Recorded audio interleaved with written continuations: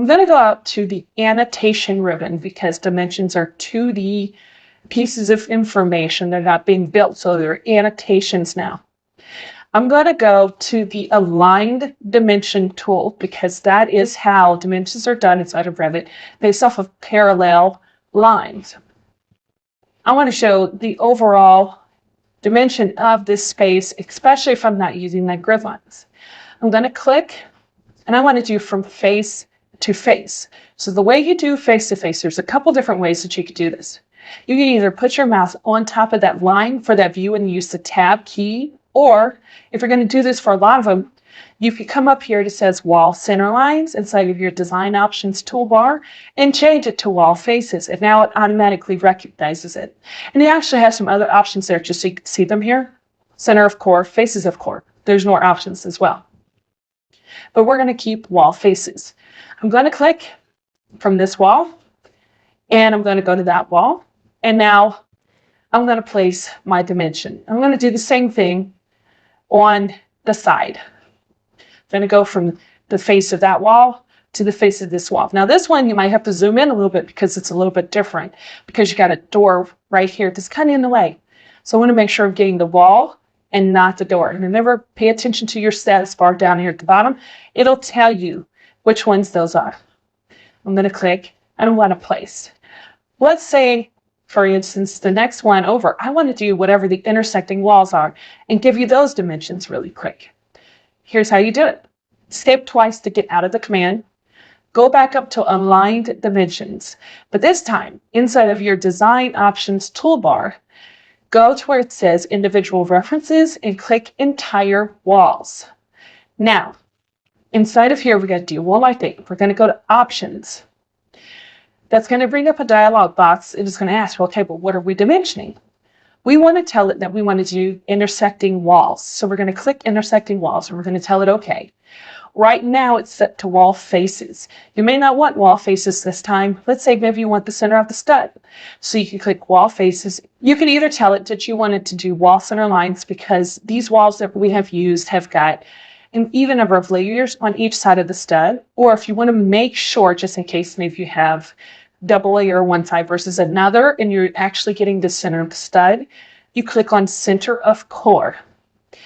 Now I'm going to click this wall because this is the wall that those walls are touching, and I'm going to click and I'm going to take my mouse up, and now you'll notice it gets all of them at once. So no longer is dimensioning walls something where it's going to take forever for you to do, and if you accidentally delete the dimension, you've lost the association to dimension. You don't have to worry about that anymore inside of Revit. When I move this up, I'm going to zoom in so you see this happen. It recognizes a very natural location for this next string of dimensions to go. Your mouse kind of wants to stop there. You see it kind of pops into place.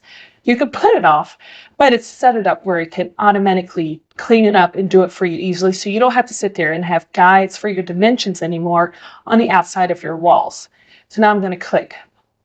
If you say, hey, I really don't want this dimension to go to the center line of this space, I want it to actually go to the face of the core, or maybe see the face of the chipboard, you can do that. Or you can even set it up where it goes to the exterior face. It's really up to you. You can change this witness line. You just click on it, come down here to the wall that it's in reference to. If you need to, I'm going to put it on the face of the core stud. I can click, or I could hit my tab key, and now I can click it and get the dimension I want for this. And you could do that on this side as well. You just grab your grip, come down here to the wall. You have to be sitting on top of the wall. Once again, I'm going to do the face of the core, make sure I've got the face of the stud, and I've got it that way as well. And you could do this all the way around. So let's do this side. Once again, align dimension, entire walls. Right now going to the center of the core, which is fine. This one's going to be a little tricky because it's two walls. So you could pull one out, and that may be enough because there's no other wall to go with, and just go from there, and it works. Same thing down here at this one. This is two wall. We don't have an intersecting wall down here, so we don't have to do anything, actually. We're going to click this one and pull this one over. If you don't like how close these are, these dimensions are to the reference line. You can pull these script backs, get you some space between those. You just have to do it for each individual one. Although it will see that, it kind of sees where the other one is, and it will automatically align to it.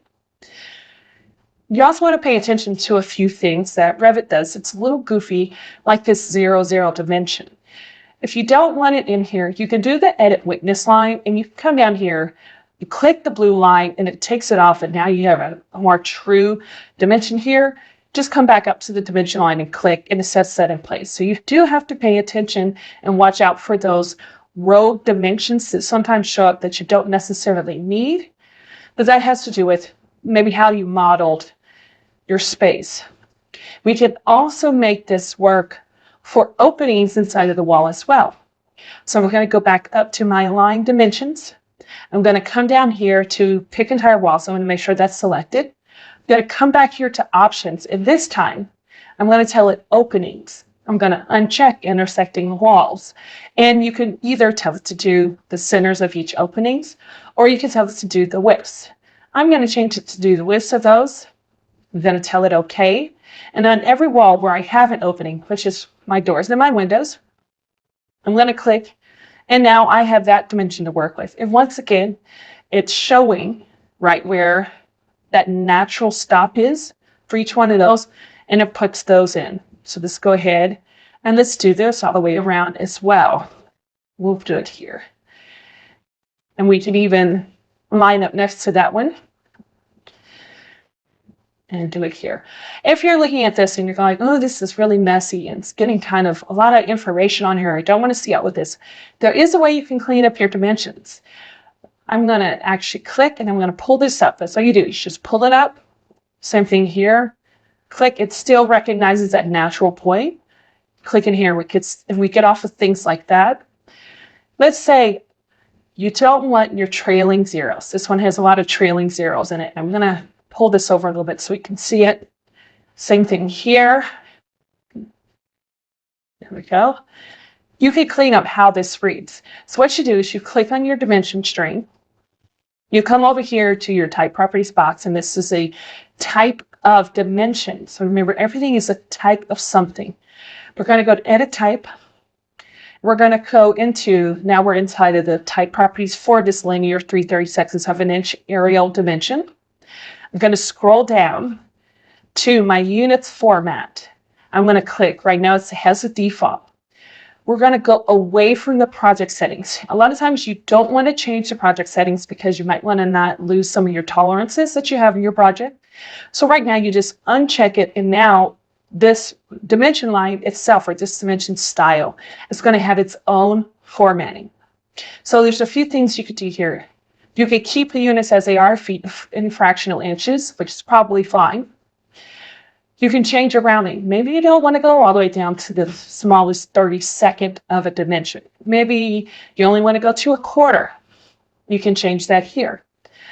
You can also then tell it to suppress 0 feet. It's just additional information on the sheet that's not needed. You can also tell it to use digit grouping, so it becomes a little bit easier to read because you add in the commas. And you can also tell it to suppress the spaces so that it tightens up the dimension as well. It gets a little bit easier to read. I'm going to tell it OK. And because we changed this in the type properties for the linear dimension, it's going to change it everywhere. So we're going to tell it OK. And now the dimensions clean up a little bit easier. You're still going to probably have some points where you need to do, if you come back through, remove leader lines that are going through other dimensions, and you just pull it back through the line there. Maybe you have a dimension that's sitting on top of another dimension. You can easily just click that dimension, grab the script below the dimension, and you can pull it out, and it provides a leader to that dimension line and cleans that up as well. Let's say you don't want it to be 3/32 of an inch. You don't want it to be aerial. You can change those as well. I always say though, I'm going to click this dimension line and come over here. If you're going to start changing the font to a dimension, maybe the size to a dimension, any of those things, do it at a type.